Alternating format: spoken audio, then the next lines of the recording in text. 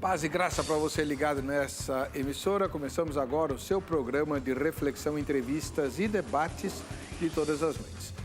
Algumas pessoas me procuraram pelas redes sociais e me solicitaram que nós fizéssemos mais uma vez um debate a respeito de uma ideia ou de uma doutrina, que é o que acontece com os mortos. Quando a gente perde a vida, nosso corpo é sepultado, mas e a nossa parte imaterial, a alma, o espírito?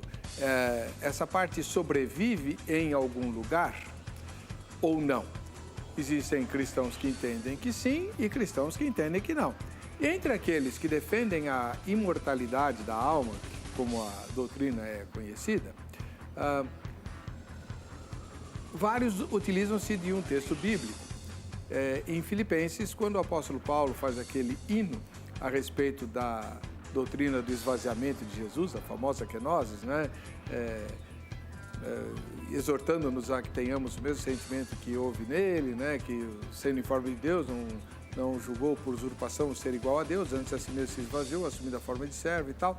E aí, Paulo diz que Deus deu a ele um nome que está acima de todo nome, para que ao nome de Cristo se dobre todo o joelho no céu, na terra, embaixo da terra. Ora, se os mortos não têm consciência, então como adorarão a Cristo no céu, cumprindo esse versículo? E, obviamente, existem vários outros que defendem tanto uma posição quanto a outra. O propósito do programa, vejam só, não é fazer polêmica. Nós usamos a polêmica como ponto de estratégia para despertar o interesse das pessoas e a curiosidade para conhecerem a verdade. Os dois lados terão tempos iguais, esse é um debate que a gente chama de presidencial, com tempos definidos e contados, para que os dois lados, as duas interpretações dessa doutrina possam explanar seus pontos de vista e possam se questionar mutuamente, a fim de que você tenha, ao final do programa, muito material genuinamente bíblico para tirar a sua própria conclusão. Está no ar o programa Vejam Só.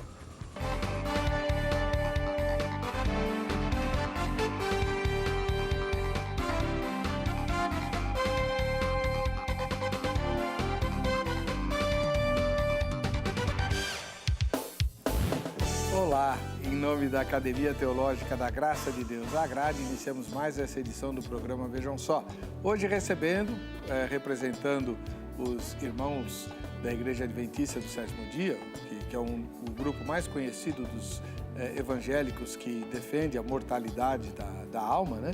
O professor pastor Paulo Sérgio Monteiro, companheiro do Vejam Só. Muito obrigado pela presença do irmão. Seja bem-vindo mais uma vez. Muito obrigado, pastor Heber. É um prazer enorme estar com vocês aqui mais uma vez. Estar mais uma vez aqui no Vejam Só, que é uma casa que nós sentimos muito à vontade.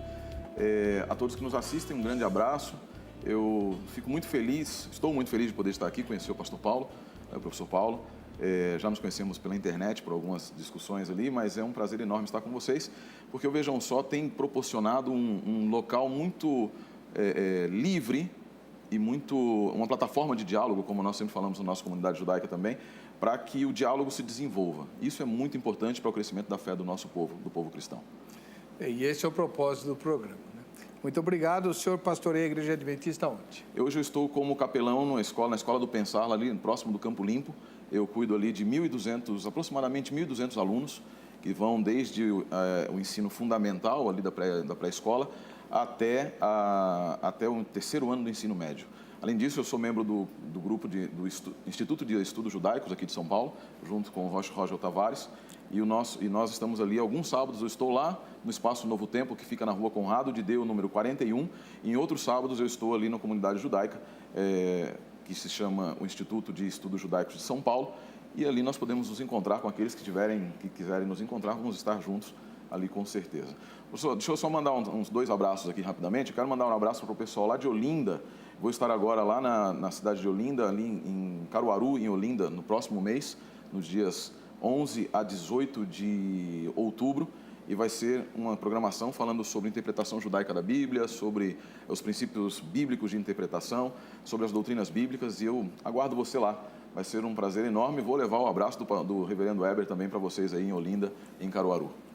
Eu passei por Olinda e passei por Caruaru, mas só visitei mesmo Santa Cruz do Capibaribe, que fica um pouquinho mais para frente de Caruaru. Ali. Mas gostei bastante dos dois lugares. Conosco temos uma estreia hoje, o professor Paulo Henrique, do Seminário Batista Livre. Pastor, seja muito bem-vindo, boa estreia, paz e graça. Graça e paz, reverendo Weber, professor Sérgio, muito bom estar aqui com vocês. É um prazer estar aqui nessa casa e eu tenho certeza que nós teremos um ótimo debate. O senhor é pastor de qual igreja? Assembleia de Deus Nações de Cristo, ela fica na rua Além Douro, número 45, no Jardim Clipper, Zona Sul de São Paulo. E o senhor dá aula? Dou aula no SBL, Seminário Batista Livre, pastor Jamierson e outros seminários também. E lá no Batista Livre fica onde? O endereço está do seminário de cabeça, eu não sei. Está em Guarulhos, ali próximo do centro, mas o endereço de cabeça eu não sei. Sem problema nenhum, é só entrar no site do seminário. www.sbl.com.br, tem todas as informações por lá. Mas o senhor é da Assembleia de Deus? Assembleia de Deus. E dá aula no Seminário Batista? Dou aula no Seminário Batista. Os batistas estão mudando. Vou convidá-lo para dar uma aula lá no curso de Teologia Adventista lá também. Com certeza. Glória a Deus. Eu brinco, né?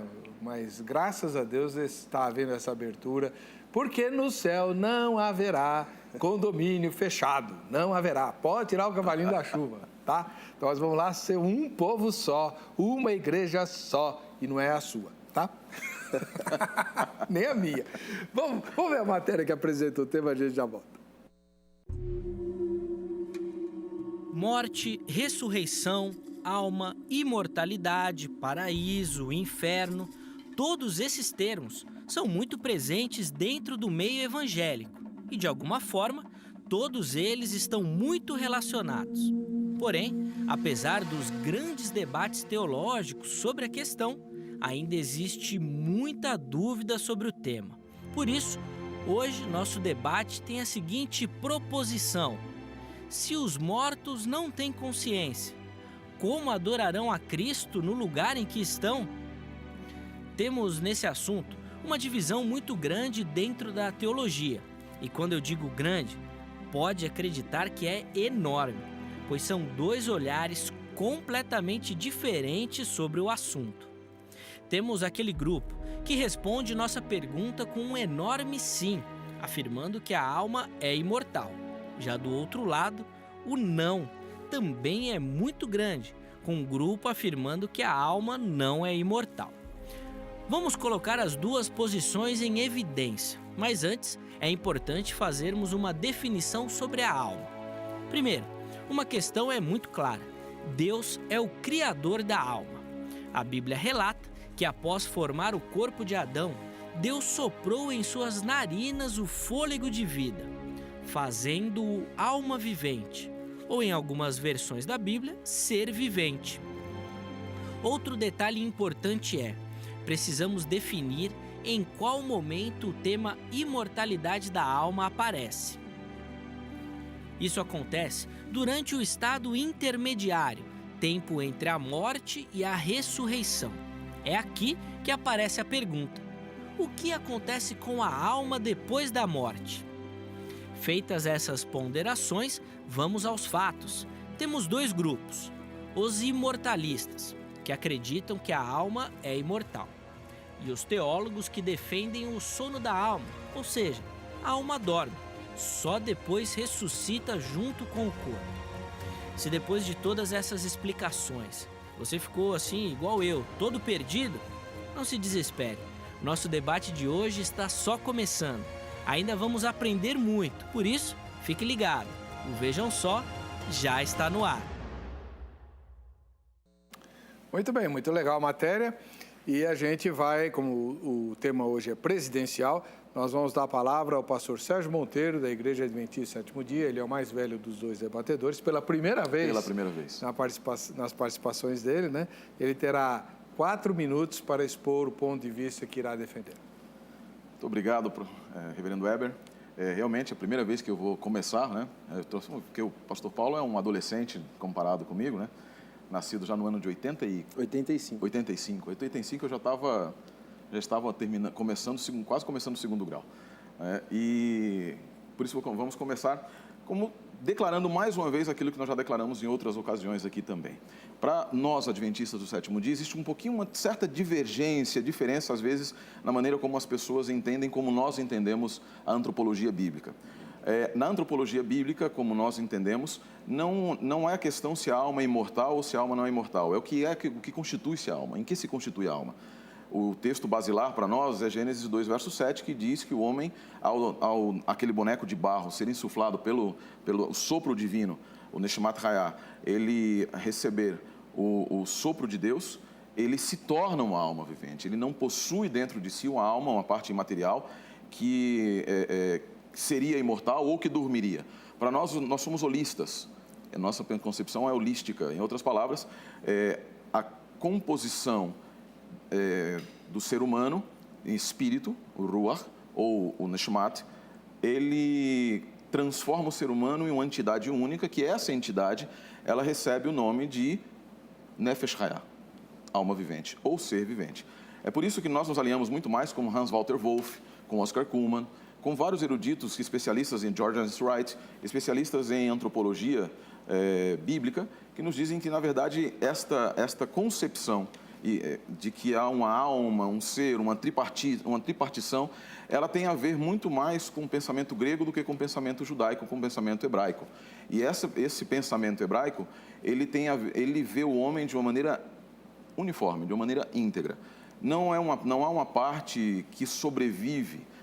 Eclesiastes 9, por exemplo, nos fala que Hebreus fala que o homem está ordenado a morrer uma só vez, mas Eclesiastes 9 fala que o homem, quando morre, ele não tem conhecimento mais de absolutamente nada. Eclesiastes 9, verso 5. Não tem nenhum conhecimento mais de nada. No livro de Jó também nos diz que quando ele se levantasse, ele reconheceria Deus.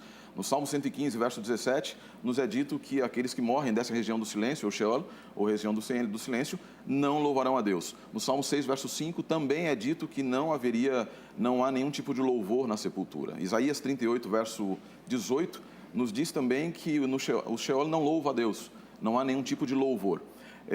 E para nós, então, por que isso acontece?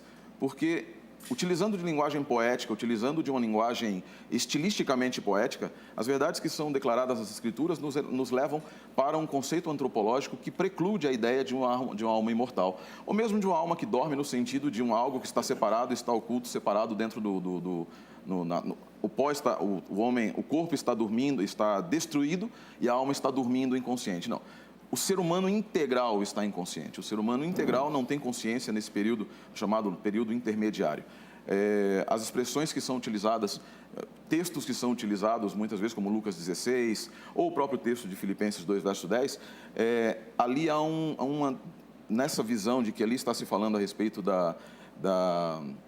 de pessoas hoje adorando a Deus, há uma desconsideração do contexto, da estrutura literária e da própria tradução do texto, do termo, e dos melhores estudos eruditos a respeito desse termo hoje, desse capítulo.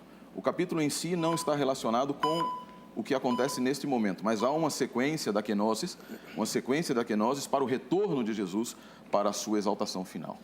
De forma sumarizada, nós acreditamos então que o ser humano é único e ele espera na sepultura até o dia da grande ressurreição, que é a grande esperança, a tikva, que nós entendemos dentro da Bíblia.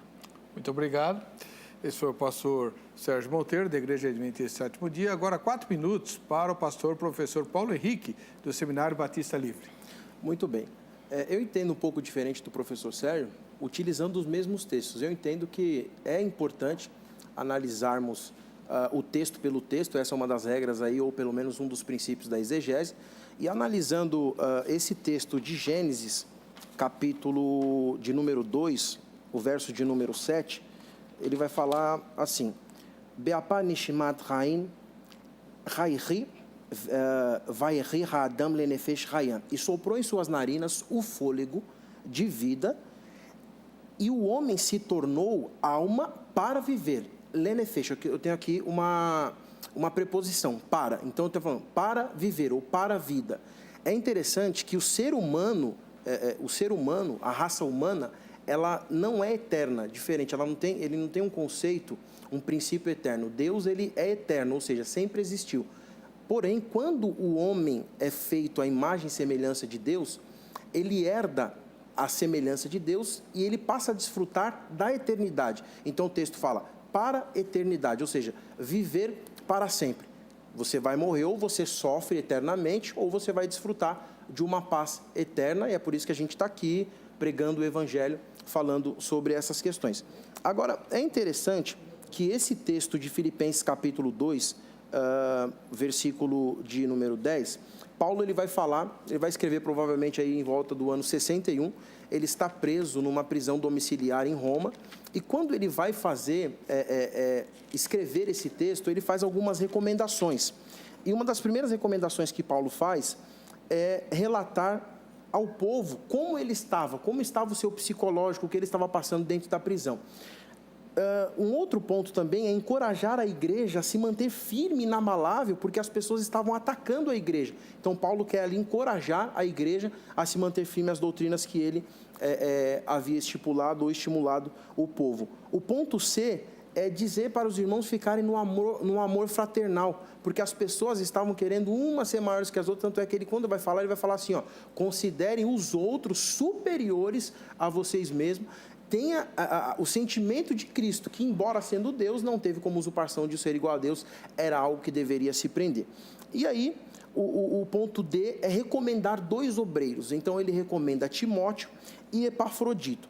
No ponto E, é advertir a igreja contra as seitas que estavam levando para o legalismo, o antinomismo e também os libertinos, que eles queriam colocar na igreja uma espécie de misticismo judaico. Então, Paulo estava orientando para que eles ficassem firmes com relação a isso. E o ponto F, que é o cerne da nossa questão, mostrar a importância cristológica relevante do momento histórico, porque tem uma cristologia envolvendo aqui, e aí ele trabalha o passado, o que Cristo era, o presente, quando ele escreve, o que Cristo representava ali naquele momento, e a ideia do futuro, trazendo um contexto escatológico e apocalíptico. Esse texto de Filipenses capítulo de número 2, o verso de número 10 e 11, em grego diz assim: Ena entu onomati esupangoni, campsi eporânio, kai epigeion kai katarritonion.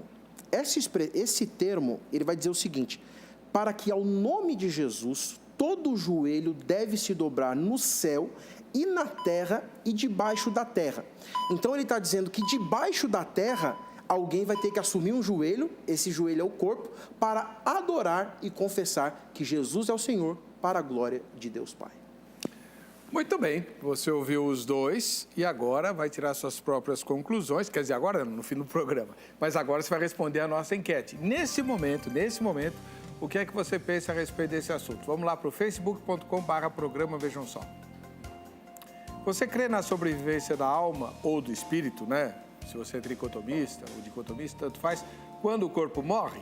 Sim ou não? Então, a parte material, se é que ela existe, sobrevive ou não à morte do corpo?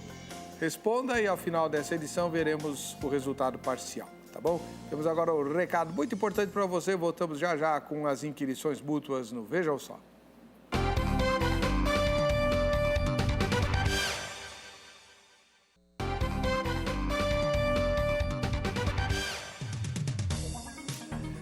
Muito bem, vamos começar então as inquirições. O pastor Sérgio Monteiro, da Igreja Adventista do Sétimo Dia, é o mais velho dos dois debatedores e fará sua primeira pergunta em 3 minutos ao professor Paulo Henrique.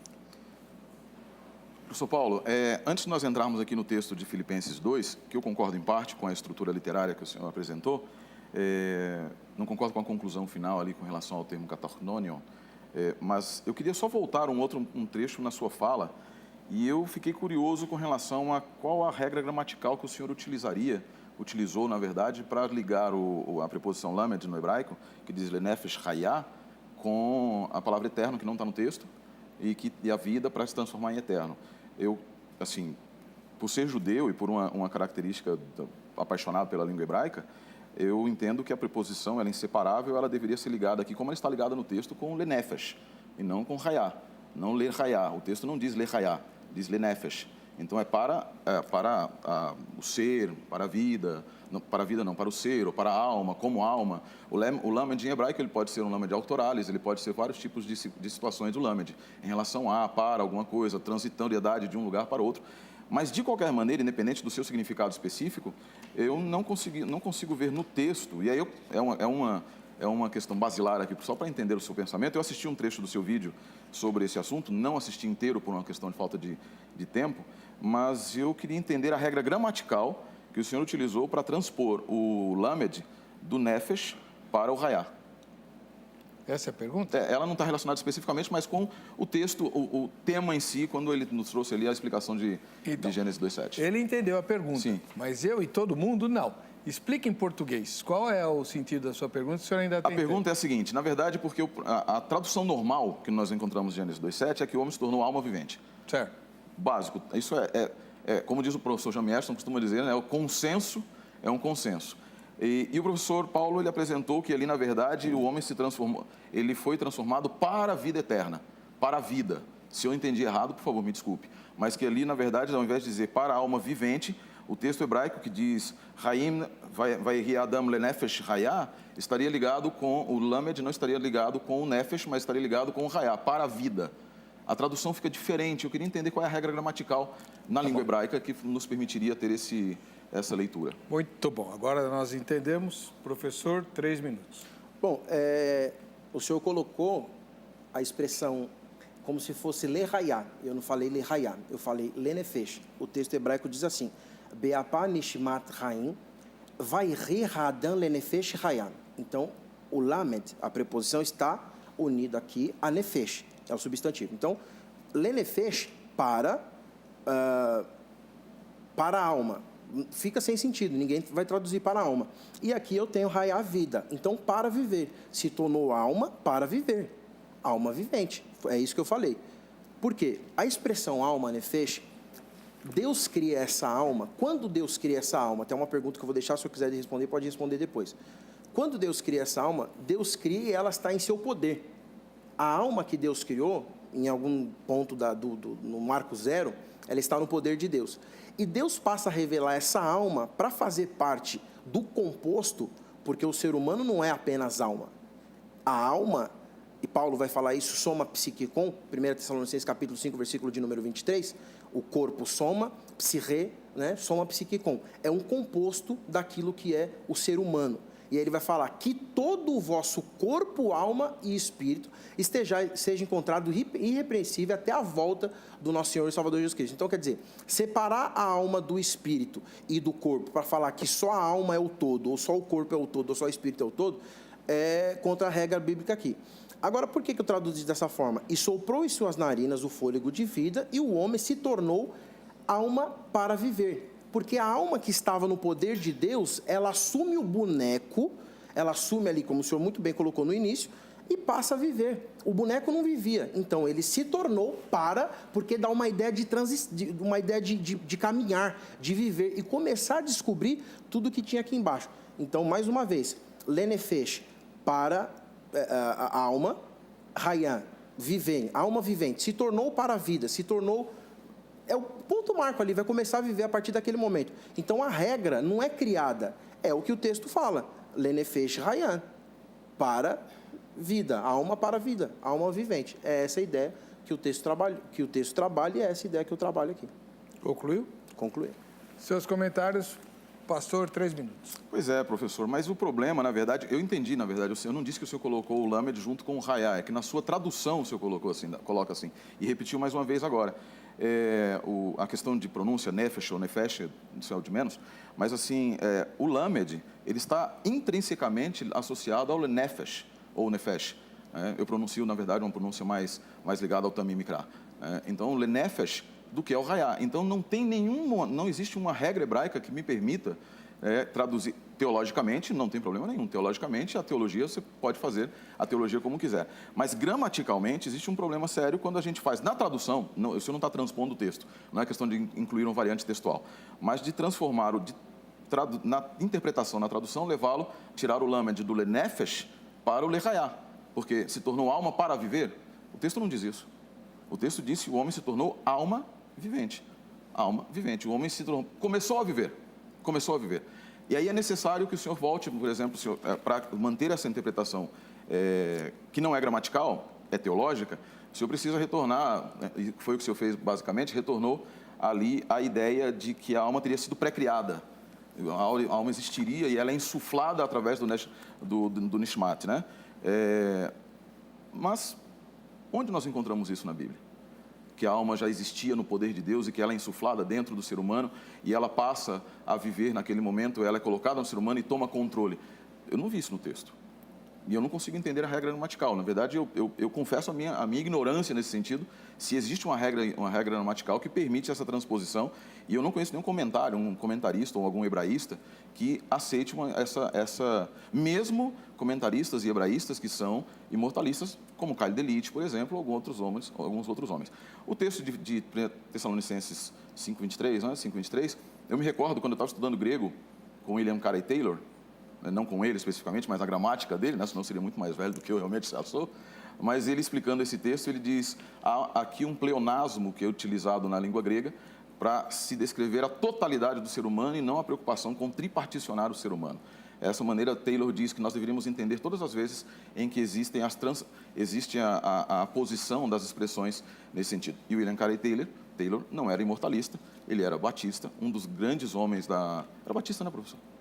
William Batista, um dos grandes gramáticos da língua grega, e nesse sentido ele segue Robertson, estou até com a gramática do Robertson aberta aqui, e ele fala exatamente a mesma coisa, que essas expressões não podem ser forçadas no sentido de apresentar uma dicotomia ou tricotomia do ser humano, mas para expressar o seu todo, a necessidade de que o todo, sua inteligência, sua vida, sua materialidade sejam todas entregues nas mãos de Deus.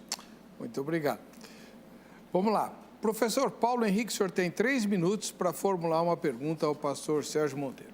Perfeito. Só aproveitando o tempo que eu tenho aqui da pergunta, trabalhar essa questão ainda de Gênesis capítulo 2, versículo de número 7. Eu não estou criando uma regra nova. Estou trabalhando apenas com aquilo que o texto diz. Que não é questão de falar, o gramático X fala isso, aquilo. É o texto hebraico. E o texto hebraico fala Lenefesh Hayah. E a tradução? O fôlego de vida, o homem se tornou alma para viver. Alma vivente. Se ele se torna alma vivente é porque ele não vivia, ele era só um boneco. Ele só passa a viver depois do sopro. Se esse sopro não existia, como ele se torna alma vivente? Ele passou a ser vivente, alma vivente, a partir do sopro.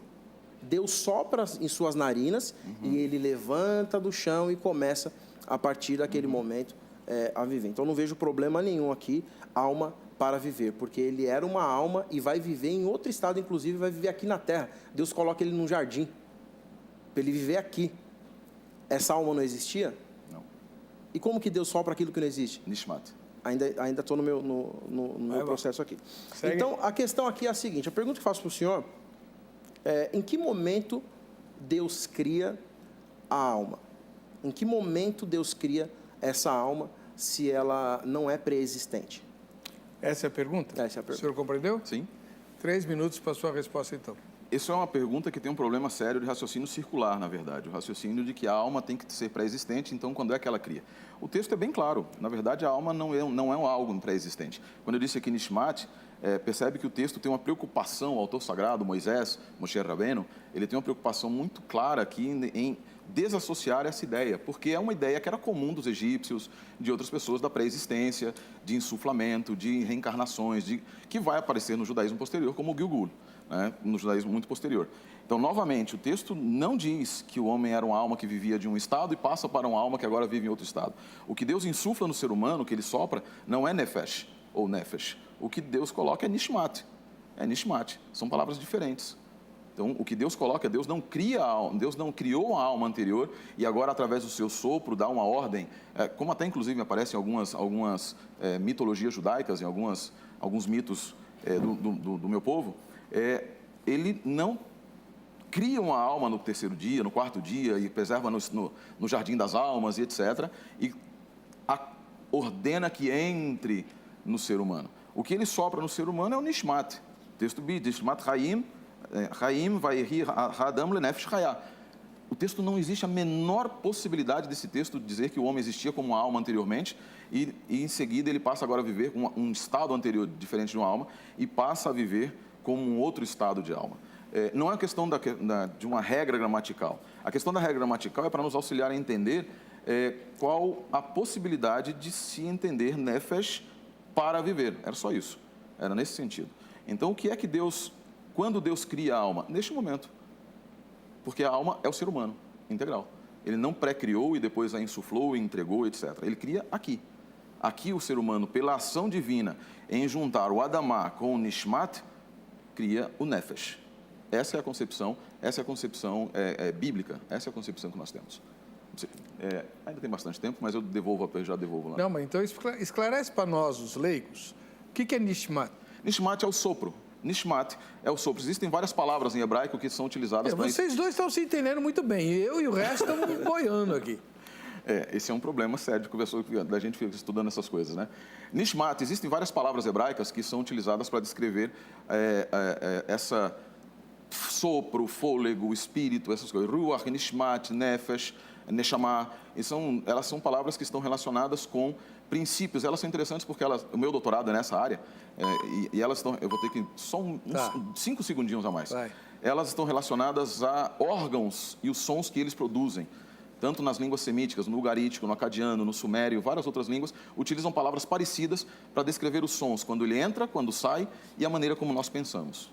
Então, o que são, na verdade? São palavras diferentes para descrever o fôlego que nós temos e a vida que nós possuímos. Muito obrigado. Obrigado. Muito bem. Seus comentários, professor Paulo Henrique. Então, na verdade, precisa bater em cima dessa tecla de dizer que a gente precisa definir o que é Nefesh, o Nefesh. A versão King James vai traduzir a expressão por alma, vida, garganta. Das 775 ocorrências que ela aparece na Bíblia hebraica, 155 é utilizada por alma. Então, vai significar alma, 119 vezes vida, 19 vezes pessoa, 30 vezes coração, 9 vezes criatura, 10 vezes morto, 8 vezes corpo, 7 vezes desejo, 5 vezes vontade, 4 vezes prazer, 3 vezes homem, 7 vezes apetite, 1 vez animal, 2 vezes paixão e assim por diante. Claro que o que determina o que significa ou não, e aí eu entendo que nem tudo é uma polissemia, não é isso. Cada contexto que vai determinar o que a palavra significa ali. Agora, eu não posso falar que Nefesh ou Nefesh é o todo, porque Paulo, que era judeu, também não entende dessa forma. Paulo não está falando que a alma, inclusive, ele quando vai traduzir a alma Nefesh por garganta, não vai falar que a garganta não é o todo do ser humano. A garganta é uma parte. Tanto é que Nefesh não é o todo, é que nós temos a parte diferente, que é o boneco. O boneco estava ali e ele recebeu o fôlego de vida. Então, existiu uma união do sopro com o protótipo que era o boneco ali. Então, eu não posso falar que Nefesh é o todo. Nefesh é uma parte. Agora, é interessante que o texto de... Deixa eu dar uma olhada só no texto aqui. Aqui. Eclesiastes, capítulo de número 12, versículo de número 7, vai falar assim: e o pó volte à terra de onde veio, e o espírito volte a Deus que o deu. Quando ele fala que o espírito volte a Deus que o deu, eu entendo que esse espírito, ou esse fôlego de vida que Deus soprou no homem, estava em seu poder. Ele teve que ser criado. Se ele teve que ser criado, olha como Deus faz. Deus desce no jardim e cria o homem.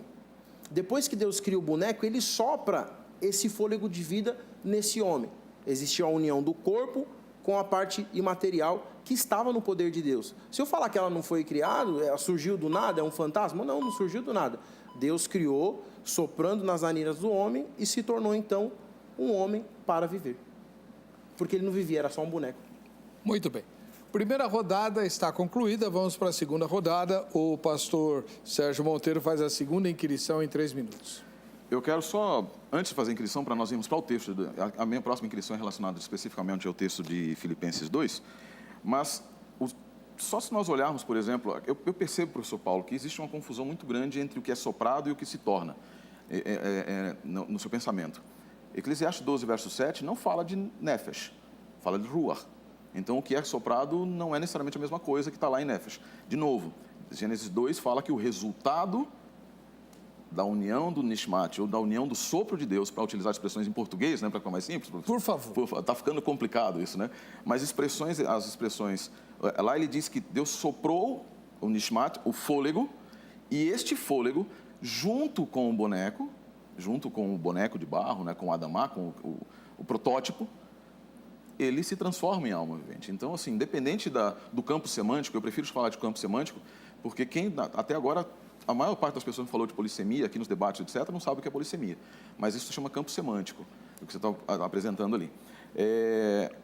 E quando nós falamos do campo semântico ou do campo de tradução de nefesh, maravilhoso, perfeito. Existem várias palavras na língua portuguesa que traduzem nefesh, mas nenhuma delas significa necessariamente, no seu contexto original, alguma parte imaterial, imortal, ou principalmente imortal do ser humano. Ruach, que é o Eclesiastes 12, verso 7, não diz que a alma volta a Deus. Diz que o Ruach, que é a expressão utilizada nas línguas semíticas para o som que faz quando o ar passa pela garganta, de acordo com as guturais hebraicas, inclusive. Um Ruach. Né? Você vai encontrar no Ugarit, vai encontrar em Acadiano, em várias línguas passadas. E existe um artigo muito interessante na revista Vox Scripturae de um autor da Universidade Federal do seminário de Santa Catarina, não me recordo qual é, Batista, se não me engano, em que ele descortina os vários significados e contextos nos quais essas palavras aparecem e como elas devem ser traduzidas baseadas no seu contexto e na sua compreensão nas línguas semíticas próximas. Eclesiastes, já voltando aqui, isso posto, eu acho que a gente já falou bastante sobre a base, mas no texto específico do capítulo 2, verso 10, o professor disse ali que embaixo da terra alguém vai estar. Eu queria só entender, e aqui é uma questão de entendimento também, qual é a base textual para se entender o termo katartonion como uma referência aos mortos, já que o texto é um rapax legomenon, ou seja, aparece somente aqui, em Filipenses 2:10. Então, a sua pergunta é... Qual é a base textual, linguística, que nos permite entender aqui embaixo da terra, que em grego é katartonion, como sendo uma referência aos mortos. O senhor entendeu a pergunta? Sim. Então, 3 minutos para o senhor. Bom, esse texto o senhor trabalhou a questão do rapax legomeno, né? Essa expressão só aparece essa vez e nesse caso, nesse texto, tem que recorrer, então, ao estilo literário. Ela é um acréscimo?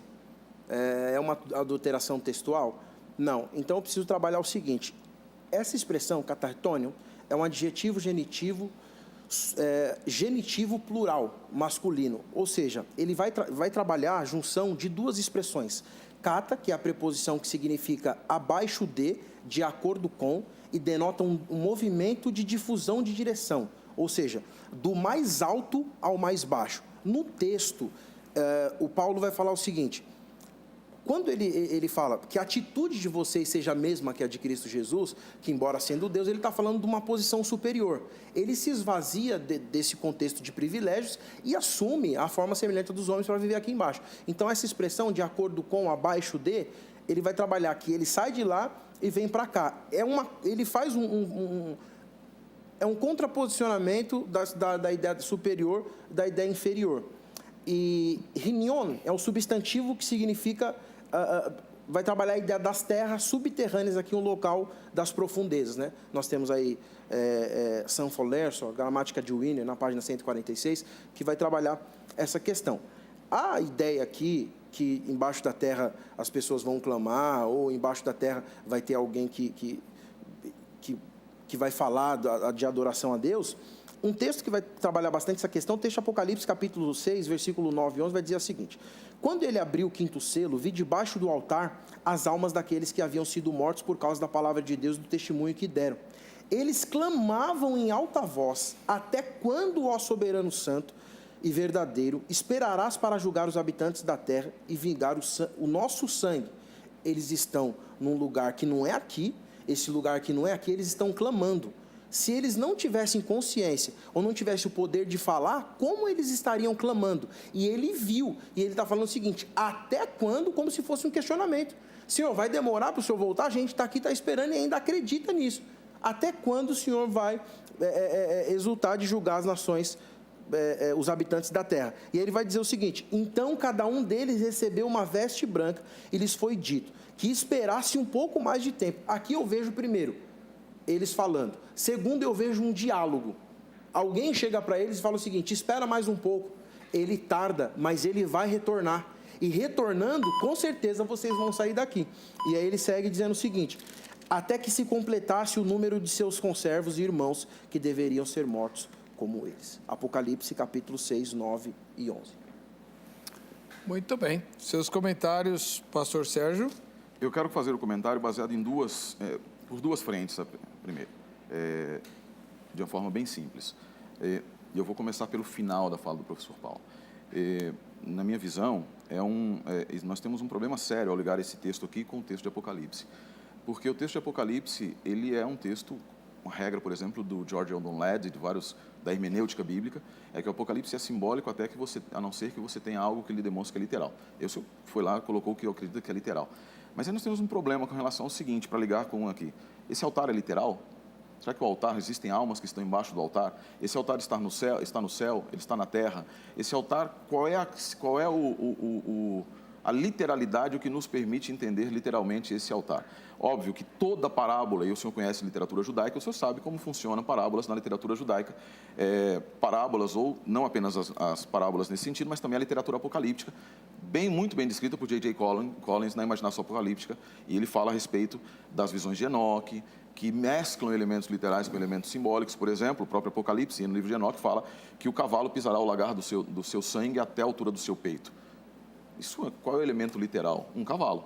Mas qual é o elemento simbólico mesclado? Um lagar cheio de sangue, que não necessariamente é literal. Então, assim, nós temos essa mescla na literatura apocalíptica, principalmente na literatura apocalíptica judaica. Isso vai diminuir um pouco na literatura apocalíptica cristã do segundo e terceiro séculos.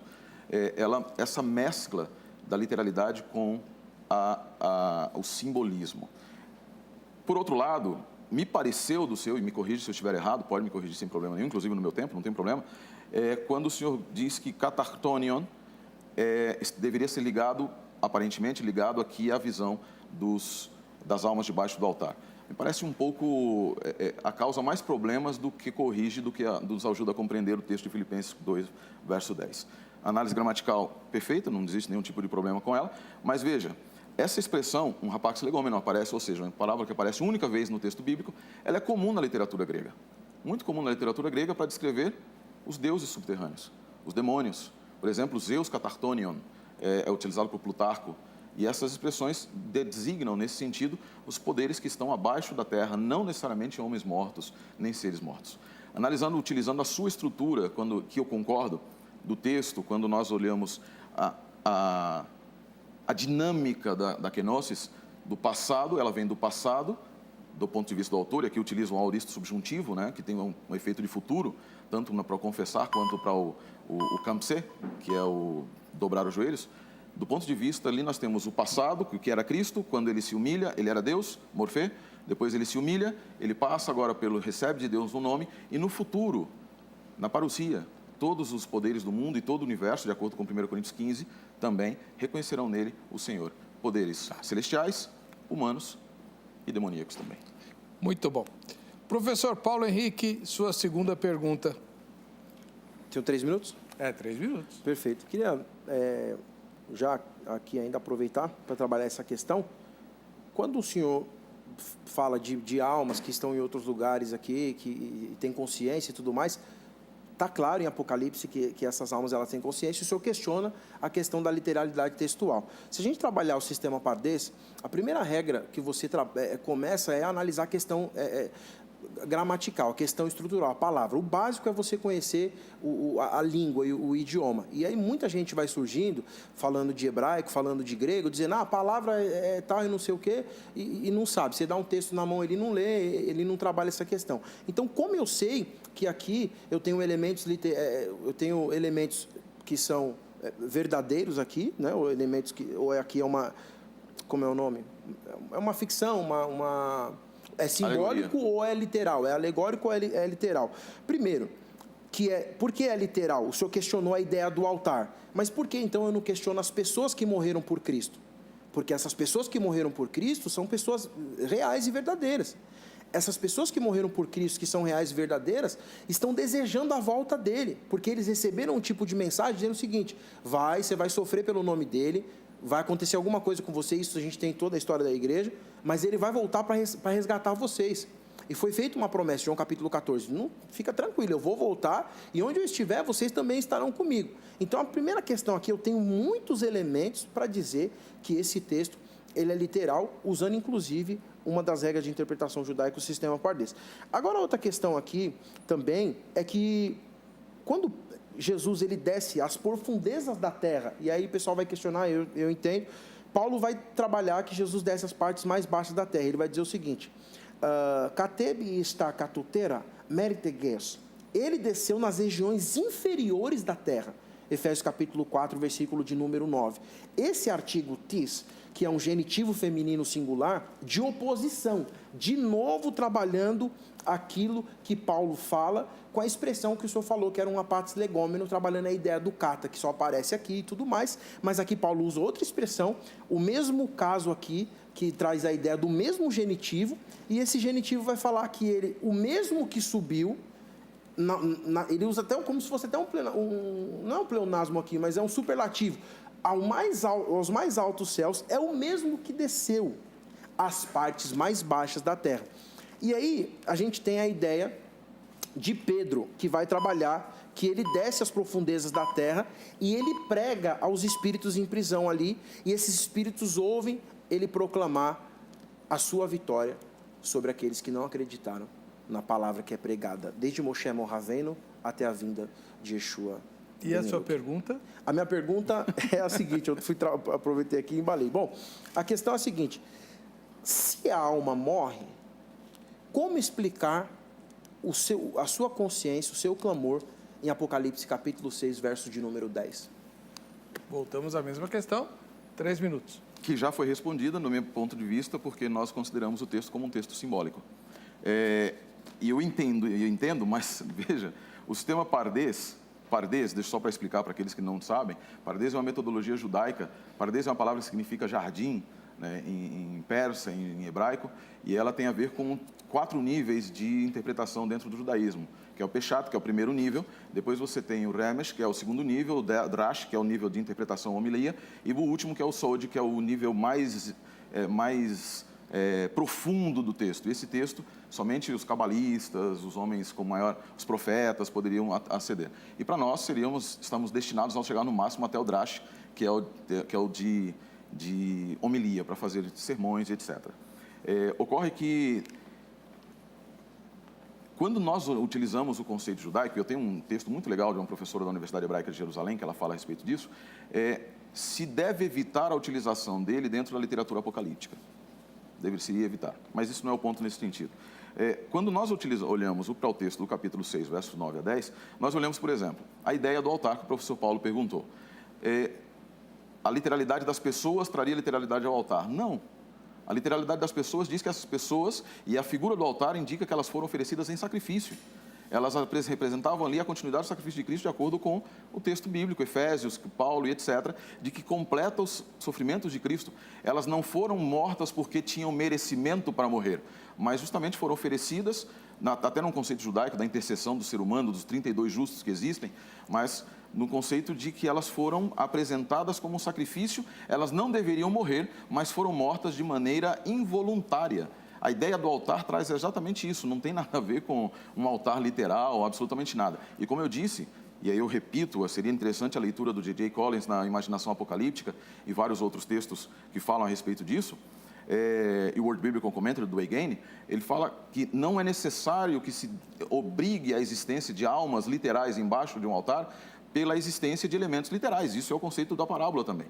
Se mesclam elementos literais, você não vai falar de seres humanos. Toda vez que você falar de ser humano tem que ser literal, você vai ter tudo na Bíblia absolutamente literal, inclusive homens falando com árvores e etc. Por quê? Porque o ser humano sempre é literal. O ser humano sempre é uma realidade, não literal necessariamente, mas uma realidade. Então, para nós já está pré-respondida a pergunta, uma vez que nós consideramos o conceito como sendo, o Apocalipse 6, como sendo um texto primordialmente simbólico, indicando o fato de que os homens que entregaram sua vida por Jesus Cristo, como o senhor bem falou, não o fizeram porque tinham merecimento ou necessitavam morrer em decorrência de injustiças, mas o fizeram justamente pela injustiça dos outros e foram oferecidos em sacrifício, por isso, embaixo de um altar, para lhes indicar a ideia de sacrifícios. Seus comentários? Bom, eu continuo aqui, respeito o posicionamento do senhor, claro, mas como aquilo que me é de direito, eu discordo, claro. Entendendo que a pergunta não foi respondida. Por quê?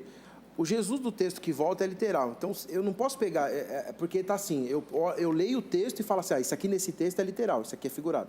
Isso aqui nesse texto é literal, isso aqui é figurado. É mais ou menos o que o senhor está apresentando.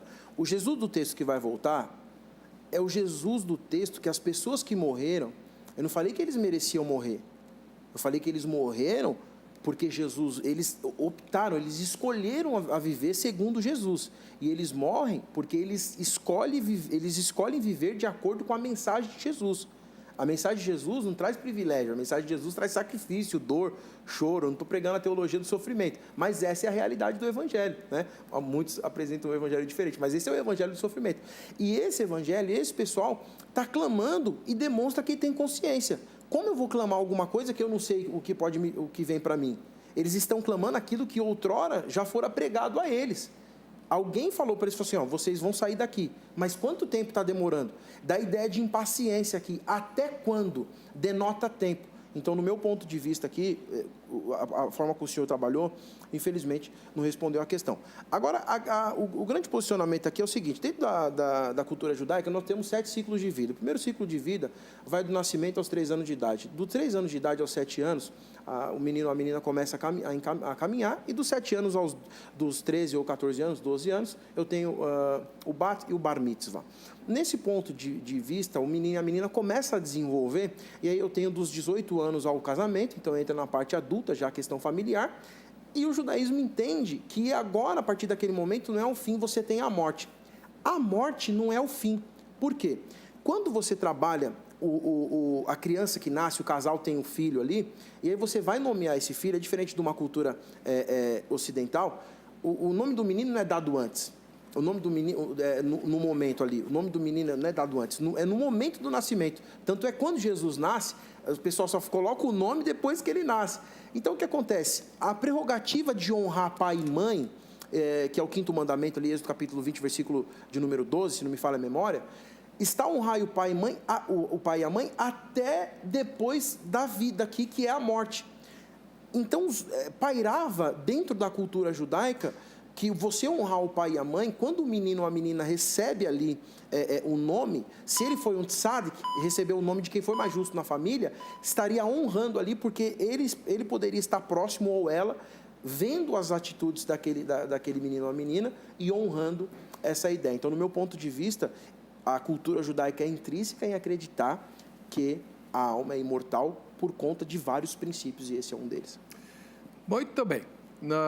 A gente tem que ir para o intervalo, já voltamos para a conclusão desse debate no Vejam Só. Sai daí.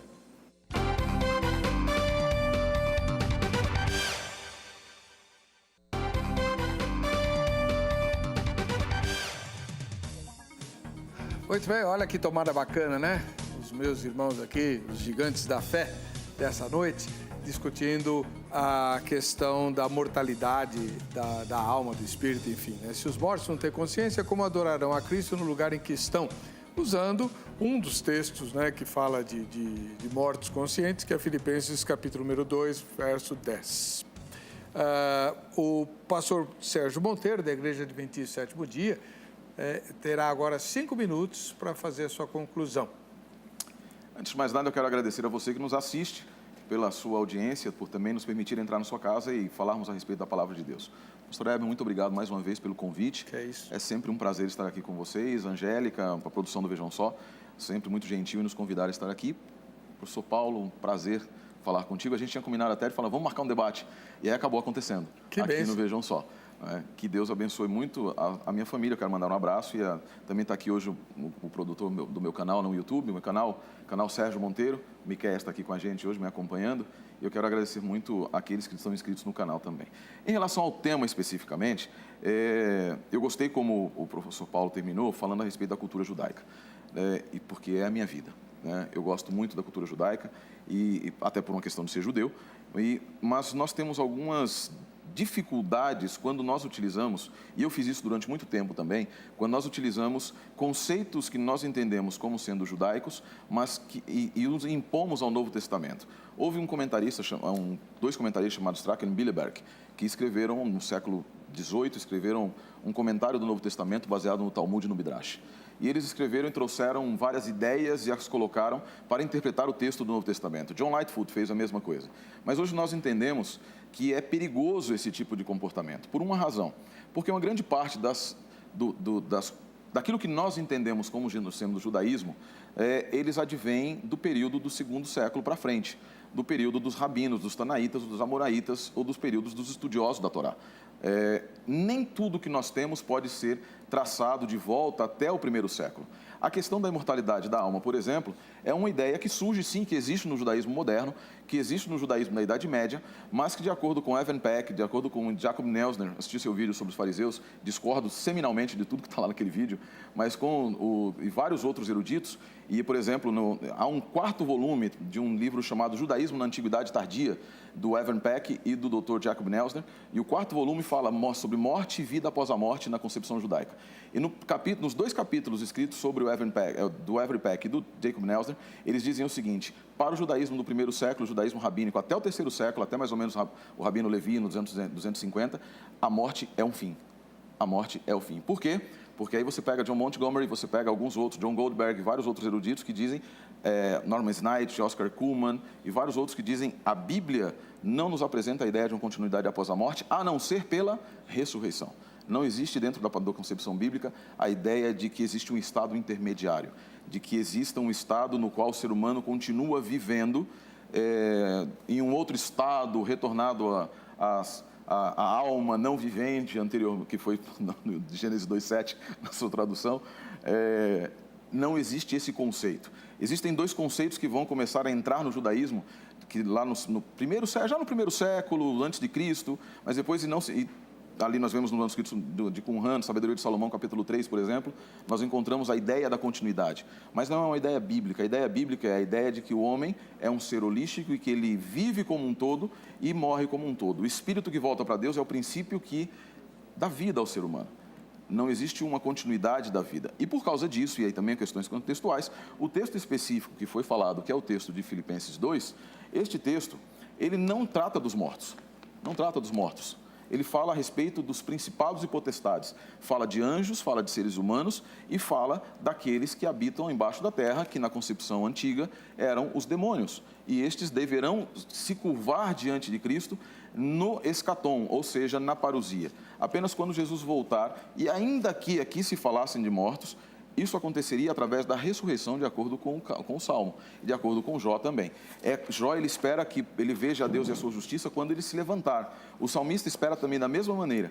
Ninguém espera, e próprio Jesus, quando lá no capítulo 11 do livro de João, ao falar a respeito do seu poder, ele vai ressuscitar, e Marta esperava a ressurreição do seu irmão. A esperança é o Tehiat Hametim, é a ressurreição dos mortos. A esperança bíblica é a ressurreição, não é a continuidade posterior. Jacob Neusner, por exemplo, no primeiro parágrafo do seu livro, desse capítulo que eu falei no livro Morte e Ressurreição, Morte e Imortalidade, Morte e Vida após a Morte, ele diz o seguinte: a sequência bíblica e a sequência pensada pelos rabinos, primeiros rabinos, até o ano 70, é muito clara. Ela é: o ser humano morre, ele levanta para ser julgado, ele ressuscita para ser julgado e para viver ou para morrer eternamente. Essa é a ideia bíblica que é continuada pelo judaísmo, por parte do judaísmo do 1º século também, e que é o que nós acreditamos e cremos também. Muito obrigado. Foi um prazer. Sou o pastor Sérgio Monteiro. Professor Paulo Henrique, 5 minutos para o senhor, suas considerações finais. Também quero agradecer a todos os telespectadores, aos alunos do SBL, do ITCID. Mandar um abraço para o pastor Nardélio e dizer que no dia 21 eu estarei na cidade de Três Rios, no Rio de Janeiro, já ministrando no Congresso de Gideões Missionários da Última Hora. Um abraço, você de Três Rios também compareça, vai ser muito bom estar com vocês ali, 19, 20 e 21. As minhas considerações finais aqui é trabalhar a ideia de que, mediante os textos expostos, ficou muito claro que existe uma consciência após a morte, entendendo que o texto de Apocalipse é literal e que as pessoas estavam ali, estão clamando.